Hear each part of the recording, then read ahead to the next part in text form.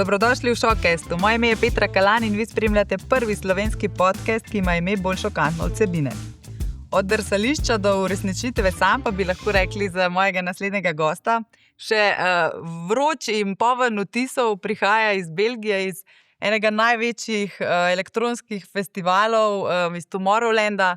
Uresničile so se mu sanje in danes bova spregovorila o tem in seveda o njegovi poti, ki ga je pripeljala do tega vrhunskega uspeha.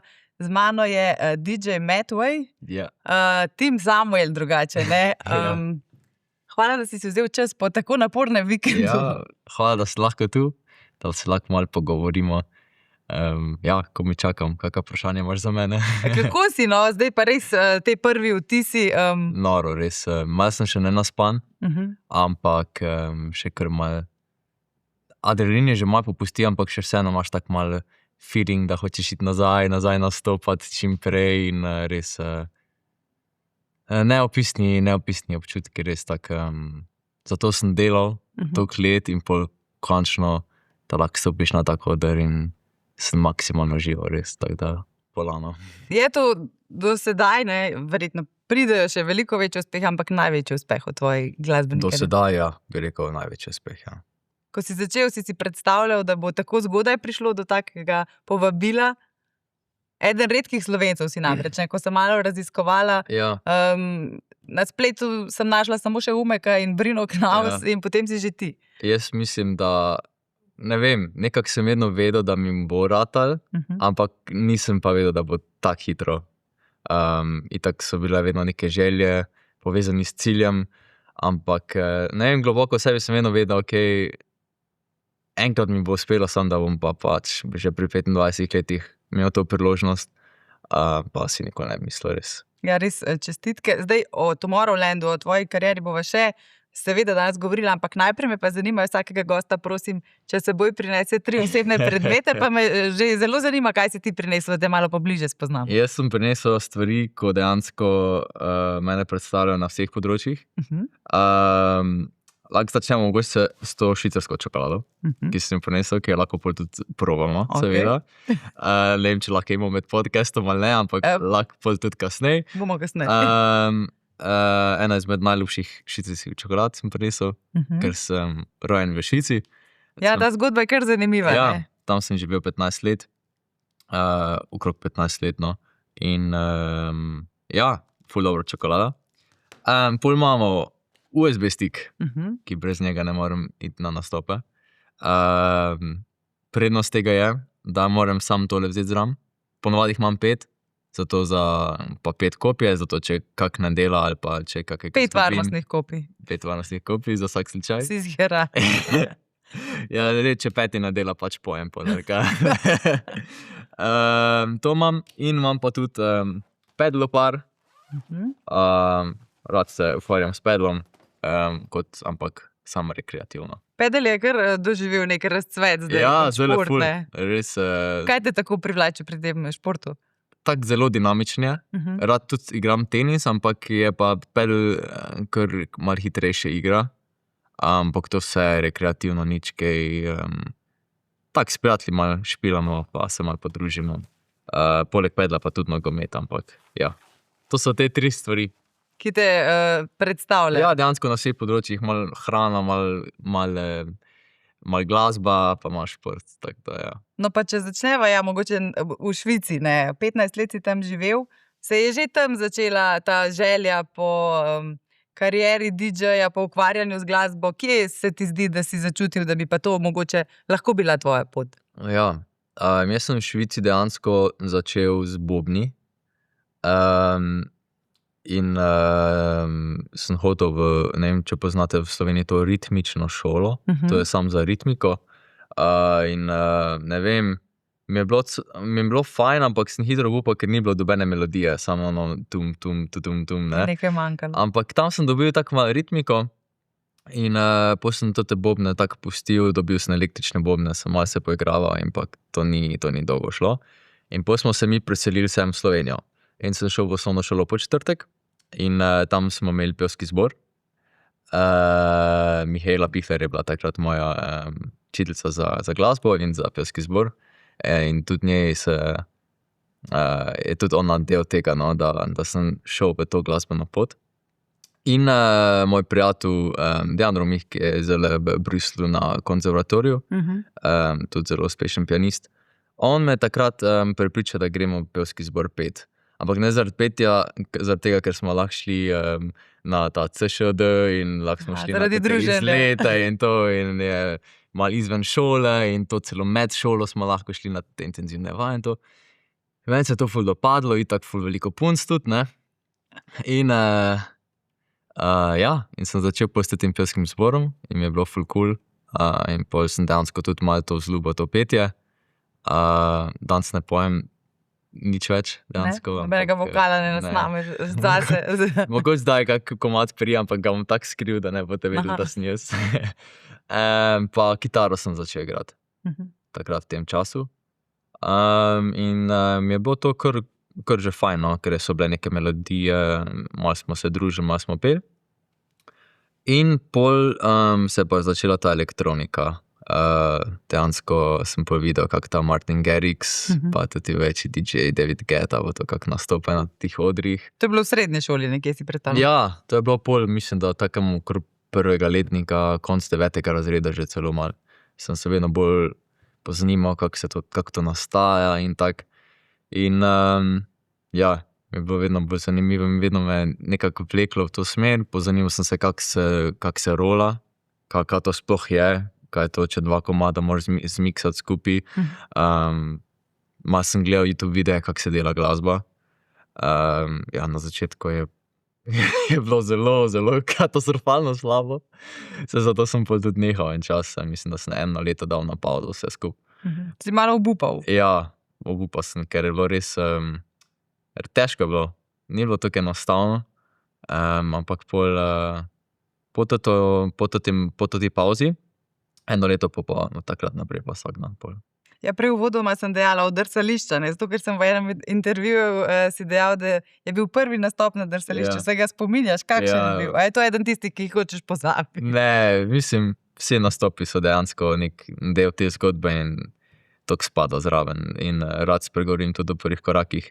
To je bilo tudi v Podčetrtku na drsališču, vsako leto imamo še danes ob zimskih časih to drsališče in tam enkrat na teden sem lahko malo rolal. To ni bila elektronska glasba, ker bi me nagnali. Je bilo pa tako komercialno, evergreene pa 90s, 80s, pa kakšni moderni tudi komadi. In potem sem začel, rolal sem, ne vem, 6 ur, tamle malo vzdušje naredil.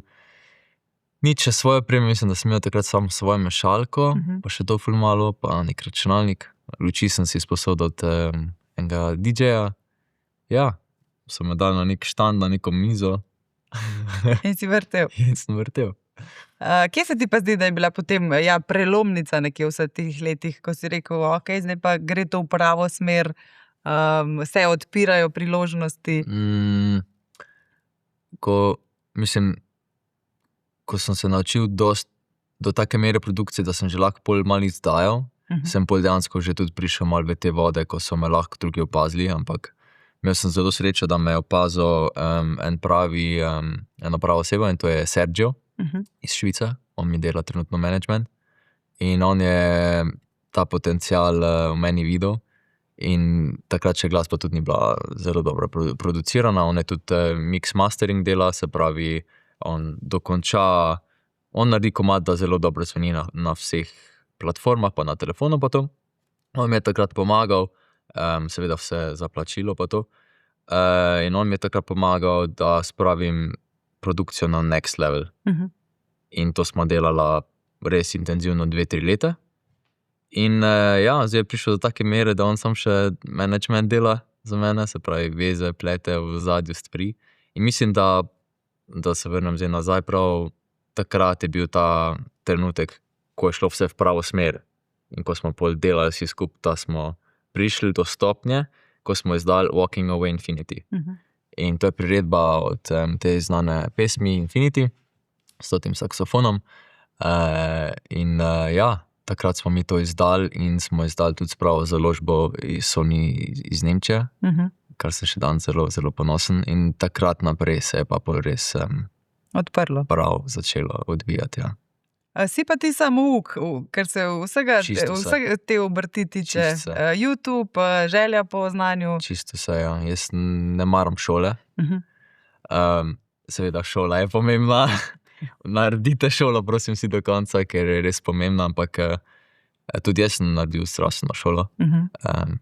Tehnično in sem vse končal lepo in to imam za plan B, sem imel, hvala Bogu, zdaj mi ni treba več to iti nazaj, ampak ja, šola je pomembna, ampak kar se tiče pa kreativnosti, pa sem jaz prestiž, da čim manj šol. Ker moj brat je naprimer 6 let mlajši, pa je tudi začel s kitaro v osnovni šoli in njega so pa upisali v glasbeno šolo. In oni so pač se mogli odločiti te neke lestvice in gor, dol in melodije, ki niso tako zanimive in to, in se mi zdi, da ta čar pol malo zgubiš, ker ti bi se rad nekaj druga naučil in pol ti to nekako malo odzamejo in če si ti samo uk, rečeš, ok, ta pesem je všeč, grem to pesem se učiti. Pa tudi pač, če jo pol ne znaš, pa greš pol na drug komad, pa vse mal po mal, enkrat pol uspe in isto je bilo s produkcijo. Pa začneš, katastrofalno zveni, pustiš 1 leto, greš nazaj, spet začneš, iščeš nove priložnosti, kak masterclassi naprimer kupiš, da bi še malo bolj podrobne informacije. Tak, bolj ko si aktiven, bolj ko se pozanimaš, več imaš pol do tega, se mi zdi. Ja, bolj ko si zainteresiran, boljš gre pol. Koliko je pa samodisciplina? Samodisciplina je verjetno zelo pomembna. Zelo. Mislim, to moraš res rad delati, ker če to delaš zaradi denarja, ne boš tako delal, ker preko slej obupaš. Poznam tudi veliko ljudi, ko to sam zaradi denarja delajo in imajo že od samega začetka veliko kapitala in pač ne uspejo. Se pravi, imajo tudi za promocijske materiale, imajo ne vem, kakšne videe lahko delajo, ne vem, kakšne produkcije lahko delajo, ampak to na dolgi rok pač ne gre, ne, ker pač greš skozi samo minus en lep čas in namesto da investiraš na začetku, investiraš v znanje, se mi zdi, in to bolj usvojiš in je veliko lažje. No, ko že omenjaš denar, se da od tega lepo živeti, si ti že na tej stopnički, da ne gledaš iz meseca v mesec, da je priliv. Ne bom se pritoževal, rečemo tako. Kaj pa recimo doda tvojemu CV-ju en tak nastop, kot je bil Tomorrowland? Verjetno pa to kar poveča tvojo moč kot igralca v tem svetu. Zanimivo je prav to, da če dobiš tako priložnost na takih odrih vrteti, tudi nekako ne kompliciraš pol, kdaj boš igral, kje boš igral. Pač na Tomorrowlandu si in to je res huge. Mislim, da si to res vsak DJ želi. In da dobiš to priložnost, to res te katapultira v dejansko višji level. In to nam je bil vedno cilj. In ja, zdaj se tudi vrata odpirajo. Naslednji teden v sredo grem v Francijo igrat, tudi neki zelo fajni festival. In mislim, da se bo zdaj, upam, da sam še odpiralo naprej, nazven. Tako da, me zelo zanima za naslednjo leto. Daj mi opiši, verjetno se spomniš trenutka, ko si izvedel, da pa boš eden izmed nastopajočih na Tomorrowlandu. Kako je bilo to? Znorel sem, tako štarsko reklo, vtrgalo se mi je. Ne, res, jaz sem vzel telefon, ker sem dobil mail iz Tomorrowlanda in mislim, da management je bil tudi, ta Sergio je bil tudi v mailu not, ampak on ni glih bil pri računalniku, jaz sem pa glih bil pa je prišel not, evo, lahko prijete špilat in takoj sem zagral telefon, ga poklical in sem se mu drl telefon, da gremo na Tomorrowland in ja, res tak čustven moment je bil in res nepozaben, tak, ja. Si bil prej kdaj kot obiskovalec na Tomorrowlandu? Ne? Še nikoli, tako da prvič. Kakšna je bila potem zdaj to izkušnja, ne, celostna, kot nastopajoči in tudi rekel si, da si malo uživ tega festivalskega dogajanja. Na koncu sem tudi malo užival, ja. Ne znam zdaj glih opisati, kak je za obiskovalce, za artiste pa lahko malo bolj podrobno povem, malo bolj na komot je. Imaš ta občutek, ne? Ja, mislim, res so, zelo vsi so tam prijazni, in te spoštujejo, ker si dejansko prišel iz daleč in te pripeljejo tja, ti se usedeš, se lepo check-inaš, dobiš za pesence lepe in priješ v tako ložo, samo za artiste in tam se vsi artisti gibljajo, tudi zelo, zelo zanimivo, ker vidiš tam, Lost Frequencies, tam je, ne vem, taka velika imena, ko so vsi na kupu in je prav tako malo surrealno, ker pač, ne vem, skozi delaš z razlogom, da boš enkrat tako velik kot ti ljudi tam, ko so in ko si kar nekrat tam med ljudi in vidiš, Lost Frequencies, Rehab. Si imel kaj priložnosti navezati stike, kaj spregovoriti, za kakšen nasvet mogoče prositi? Jaz sem priložnost spregovoriti s Fisherjem. Smo se malo pogovorili, kak je kaj v tej sceni in ful malo naporno in nismo ful dolgo govorila, ker so to vsi nastop, gor, dol, levo, desno, gremo nazaj, hotel, gremo naprej, ne, ker to so pa res pol iz špila v špil, ampak moram pa reči, da so res vsi sproščeni in dobro namerni, no. Ni tam dobene fašije več, res, pač vsi tisti, ko smo tam, smo z razlogom tam in doben ne privošči temu, ko je tam nekaj slabega ali pa mu je strah, da bi mu spodbil kak stol ali pa neki, oziroma kak set time ali pa line-up, ker vejo, da we're all in this together, ne. In to je ful lepo videti, res. Je neka kolektivna podpora. Ja, mislim tako, kot neka družina je, čeprav se ne poznaš, ampak te vsi obravnavajo tako isto kot druge, ne. Ni tako zdaj, da bi vam rekel, ne poznam te, pač kaj bi ti rad, ne. Pač se spoznavaš in je res dober feeling. No in potem, ko je nastopil tvoj veliki trenutek, koliko je bilo treme, kako dobro se ti zdi, da si bil pripravljen? Jaz moram reči, da trema je bila prisotna, ampak ni bilo pa toliko fejst hudo, ker sem se res dolgo pripravil na nastop. Koliko časa? Mislim, da je bilo 4 tedne intenzivno. Ja. Se pravi, od zbiranja komadov do delanja svojih remixov in svojih skladb, ki še niso tam, ki sem jih predstavil tam. Tudi dejansko, ne samo, da zbiraš komade, ampak da jih tudi malo povrstiš tako, da poveš neko zgodbo čez te 2 ure, ne, da ni skozi nabijanje, ampak da pač da je dinamično, da poveš neki, da je včasih so kakšne emocije, včasih ni tako, da je tako, gor dol dinamično in to pa res naredi nek set tak malo nepozaben, ne, fajn je, da ni skozi monoton in ker sem se tako dobro pripravil, se mi zdi, da glih zaradi tega nisem imel toliko velike treme. Si imel 5 ključkov? Ja, 5 ključkov. Ali še kakšnega več za tak nastop? 5 ključkov je kar dosti. Si imel pa tudi kar nekaj slovenske podpore tam, sem videla, ne? Ful je bilo.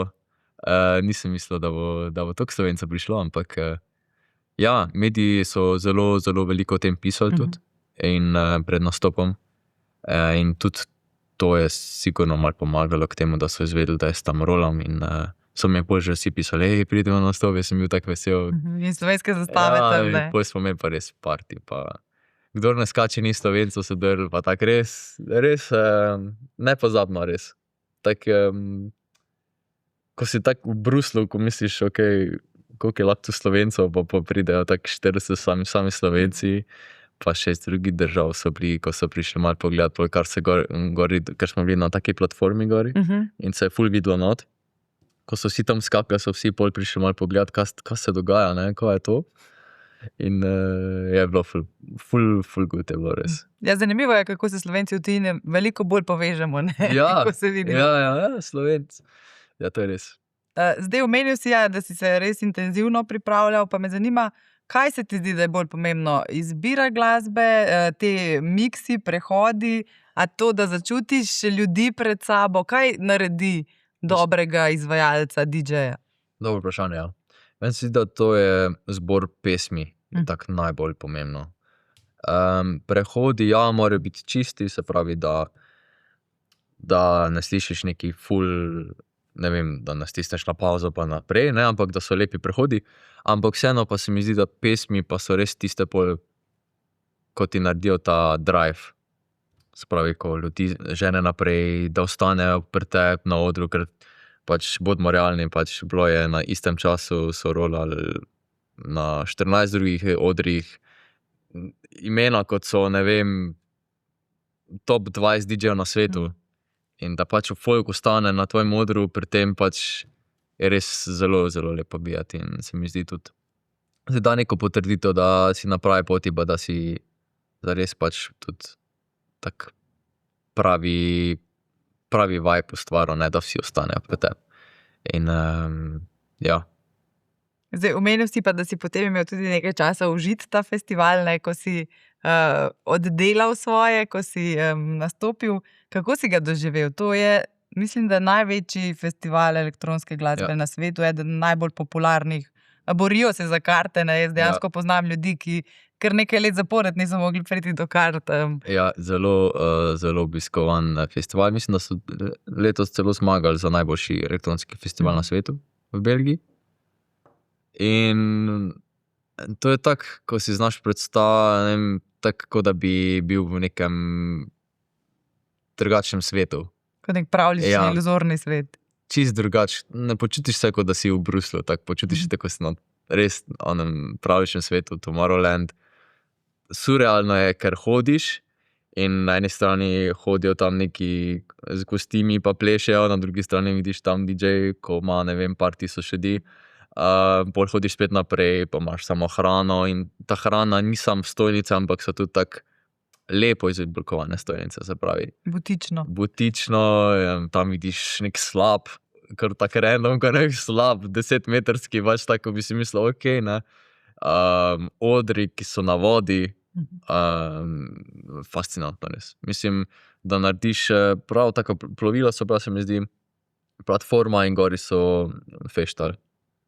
Pač nič se ni premikala, pa nekaj takega, ampak vse fiksno in na takem jezerčku je bilo pač in take detajle, ko imajo, da to je res neverjetno. Pa imaš občutek, da to je res taka masa ljudi, take množice, ali to vse nekako kar organizirano, kar deluje? Vseeno je zelo veliko ljudi, kljub temu, da je zelo velik plac tam, to je mislim, da neki park, če se ne motim. In dejansko čisto vse podrejo. Čisto vse, kar tam vidiš, vse podrejo, vse zemljo zraven pa zamenjajo za novo leto, za naslednjo leto. In kljub temu je, da je tako velik plac, je zelo veliko ljudi.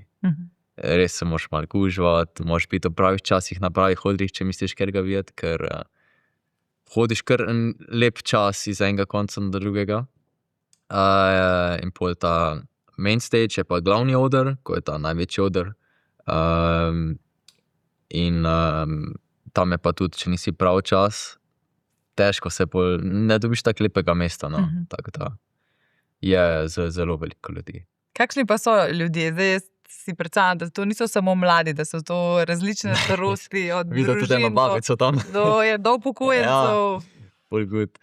Ja, ne vem, ta scena se mi zdi tako, da, tako sem že omenil pri DJ-jih, da se počutiš kot v neki familiji, tudi tam te ljudi so zelo dobri namerni, tako zelo dobre volje, pazijo na se, pazijo na druge, ko so na primer stojijo zraven sebe, če ne vem, če mu je kaj slabo ali nekaj, da takoj pokličejo. In ta scena, kar se tiče tega, je res zelo lepa. Ni tak hard, kot na primer rockerji ali pa kakva rap scena, ko so mogoče malo bolj na trenutke agresivni.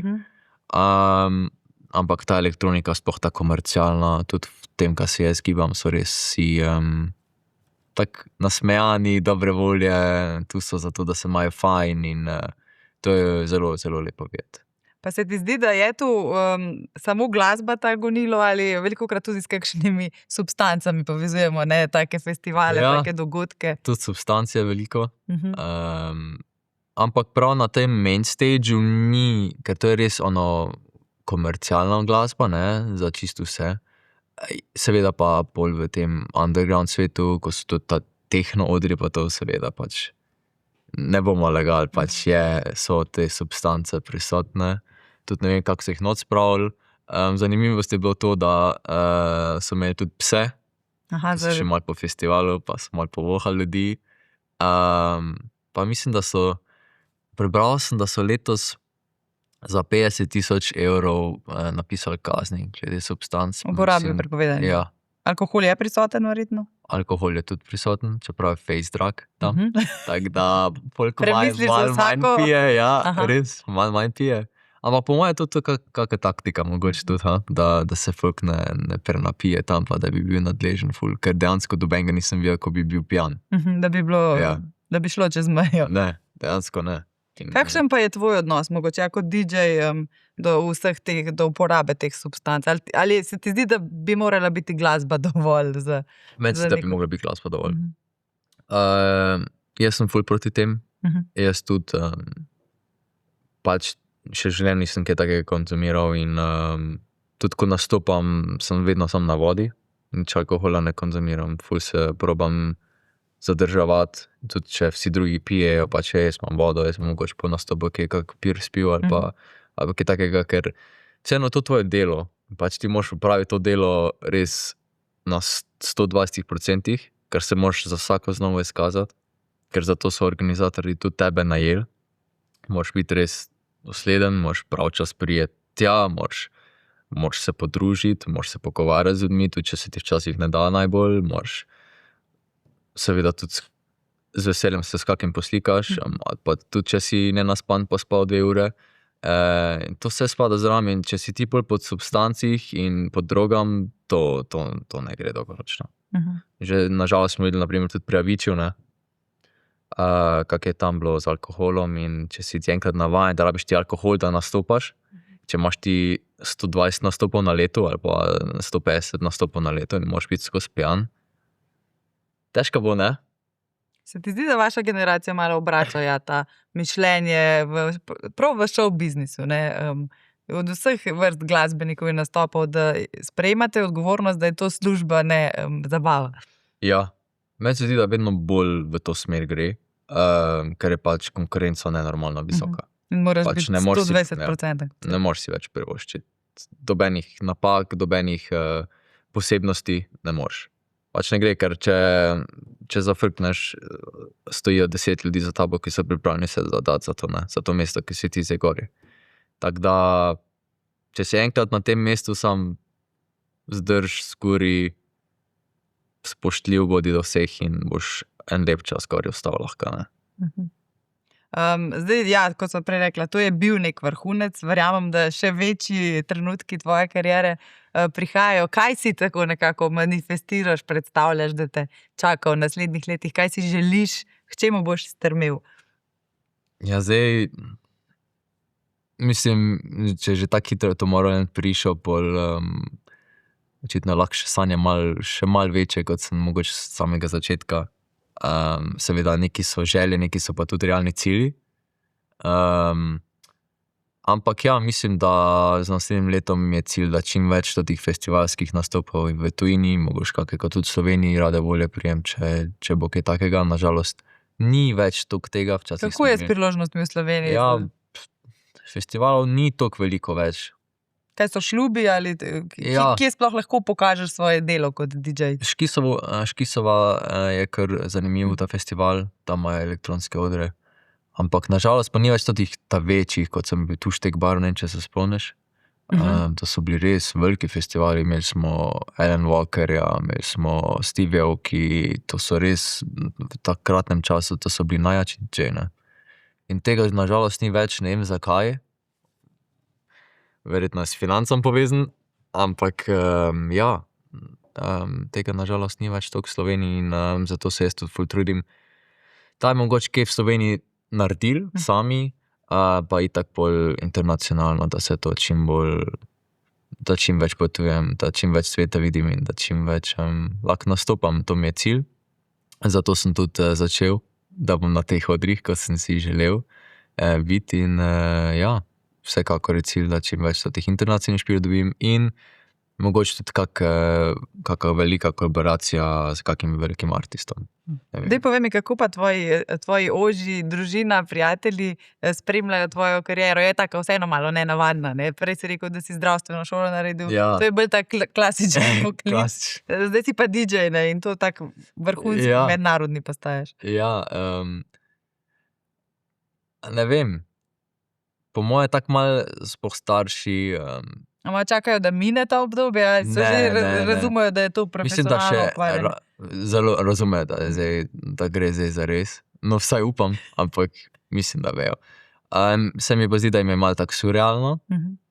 ker vseeno sem iz take družine shajal, ko pač bodimo realni, koliko so šanse, da ti uspe. Manj kot 1%, še tako 5 raš v šolo, 5 raš naprej se šolati kot diplomiran zdravstvenik in 5 pol delati, to je sigurna pot. Ampak jaz sem vedel, da to ni za mene. Je tudi malo to dokazovanje pripomoglo, Ja, da mogoče si šel res. naprej. Mogoče res, da te kažeš, vse je možno in sem imel tudi velike podpore od staršev, moram priznati. V kleti mi je ati zgradil studio, finančno pomagal in se mu je zelo za večkrat povrnil vse skupaj. Kako pa sta starša s to elektronsko glasbo? Nič. Nič. Kaj pa Čisto poslušate doma? Kaj ste poslušali doma? Kakšno glasbo ob kakšni glasbi si odraščal? Moja mama je bila ful v ta latino ritme, tudi ko je mene imela med nosečnostjo, ona v 7. ali 8. mesecu še kar latino plesala, tako da mogoče sem že tam malo prebral Malo ritma? ritme, melodije. Ati pa je bolj rocker, rad imel rock, še kar rad posluša rock, ampak klasično, Pink Floyd, take stvari. Tako da ja, nič elektronike, da bi rekel tako, ne neki prehuda elektronika, ampak ne vem, tako me je nekako to noter povleklo. Je pa glasba vseeno nekaj, kar presega vse meje. Ja. Danes res lahko vidimo različna sodelovanja vseh zvrsti. Se mi Ja. zdi, da tukaj res ni več mej, ne. Ne, vse se povezuje, tudi ni več v elektronski glasbi točno dorečeno, to je zdaj techno, to je zdaj tech house, to je house, ampak se že vse začne prepletati, iščejo se nove smeri, DJ iščemo tudi nekaj, kar še ne obstaja in ne vem, tudi za sebe težko povem, v kateri zvrsti, kaj točno delam. In to je mogoče tudi zelo dobro, ker pač to pove, da dejansko še ni nekega imena za to, vse je malo pomešano, mogoče malo nekaj drugačnega in ja, ful se prepletajo stvari. David Guetta včasih naredi zelo klubske orientirane pesmi, kot so res na štanc, pa gre, ne vem, narediti za neko Baby Rexha, nek res radijski hit in to širši, ko si več občinstva imaš, ne. Kako pa je zdaj prihaja na veliki tir umetna inteligenca? Je to tvoj pomočnik, je to vaša konkurenca? Nedavno je bil tukaj DJ Umek, ki je rekel, da se tega ne smemo bati in da moramo uporabiti. Kako ste pa tvoja generacija, kako ste s tem? Jaz tudi mislim, tako je Umek rekel. Moraš uporabiti to, kar je na trgu, ker če ne uporabiš tega, pač drugi bojo. In zdaj si sam, a greš ti naprej z njim, greš naprej s časom, ali boš trmast in boš pač na slabšem. Jaz uporabljam umetno inteligenco trenutno za ideje, spravi imamo neko idejo in namesto da zdaj jaz 1 uro delam na tej ideji, grem hitro, kako bi to zvenelo in če mi nekaj všeč, grem pač se sedem pa grem v ta žanr in to sproduciraš do konca, ne, in zelo hitrejši si tak. Ne, in dansko moraš res že izdati vsak drug teden, vsak tretji teden nov komad. Je to seveda zelo dober pripomoček k temu, vem pa 100%, da gremo v to smer, se pravi, mi smo šli iz vinilk na CD, iz CD na pol USB oziroma na MP3 in smo glasbo včasih posneli mikrofon, pa z bobnom, pa vse, pol je že bilo vse digitalno, pa so že rekli takrat, ojoj, kaj pa zdaj, ne bomo rabili več bobnarjev, pa se še en dan se uporablja bobnarjev, ne. In zdaj pač se ne bo več toliko na računalniku delalo, ko pa pač se umetna inteligenca uporabljala. Ampak vseeno moram pa biti malo pazljiv tu, vseeno se mi pa zdi fajn, da je ta human touch ostane. Ker pač, ja, umetna inteligenca zna narediti že komade, ampak ne zna pa povedati to, kar lahko mi povemo kot ljudi. In manjka emocija mogoče. Manjka emocije, tudi če znaš že kar dobro narediti nekaj emocionalnega in da te že malo not potegne, ampak vseeno se mi zdi, da ni to. In umetna inteligenca zna samo to narediti, kaj je že na trgu. Ne? Se pravi, on se uči iz vseh komadov, ko smo mi že naredili od Madone do pač vse, kar obstaja na trgu, so dali not v umetno inteligenco in se iz tega naučili. Se pravi, če prišti z neko novo idejo, umetna inteligenca tega ne zna narediti, ne. Nima kreative. Nima kreative. In tudi nikoli ne bo imel, ker ona se uči, umetna inteligenca moč združuje različne žanre, to, kar zdaj DJ delajo, da mogoče kaj posebnega zna narediti, ampak to, kar ven meče, to že vse obstaja. Bolj je problem avtorskih pravic, ne, ker jemlje od vseh. Tam je pa problem, ja, za avtorske pravice, ja, od koga je ta melodija zdaj. Ali je tvoja, ali je od David Guetta, ko je umetna inteligenca se pustila inspirirati od tam, ali to me pa res zanima, kako bojo to reševali. Ja. Daj povej mi, DJ Matway, zakaj, odkje to ime? Ja, dobro vprašanje. Jaz sem Tim Samuel Milčevski in sem vzel iz primka Milčevski in to pomeni pač Matway, Milčevski at his way. Se pravi, Matt Milčevski at his way, tako ja. In ostajaš s tem imenom, boš zavzel svet. Upam, da. Kakšno poletje te čaka? Omenil si še nastope, bo tudi kaj časa, da malo napolniš baterije? Ja, napolnil bom baterije po moje kot novembra. Tam se vse skupaj malo meri, ni več nastopov, vse gre počas dol, glasbeniki pa tisti, ko radi hodimo na festivale, to kar depresivni čas. In je treba pobegniti. Ja, in imam že v planu, po moje bom nekega decembra ali pa novembra ali pa januarja nekam šel v tople kraje za kakve 2 tedna. Da. Ja, ker jaz sem ful poletni človek, jaz zime sploh ne maram. Ne vem, njimi... Potem uživaš v teh temperaturah, ki so te dni. Ja. Ampak je pa zima tudi čas, da lahko veliko produciraš, si skozi v studiu in takrat se veliko produkcije lotim. Malo naprej, da se dela, da bolj, ko je pestro v poletju, da imaš tudi kakšno rezervo, pa ja, malo lažje bolj. Nič, jaz mislim, da te čaka pestro leto in da je pred tabo res še lepa kariera. Jaz se ti iskreno zahvaljujem, da si po napornem vikendu vzel čas in se mi pridružil. Želim ti vse dobro in upam, da se še kdaj vidimo. Ja, upam tudi jaz in hvala za povabilo še enkrat, res super je bilo. In ja, upam, da se čim prej spet vidimo. Hvala tebi. To je bil Showcast, hvala, da ste bili z nami.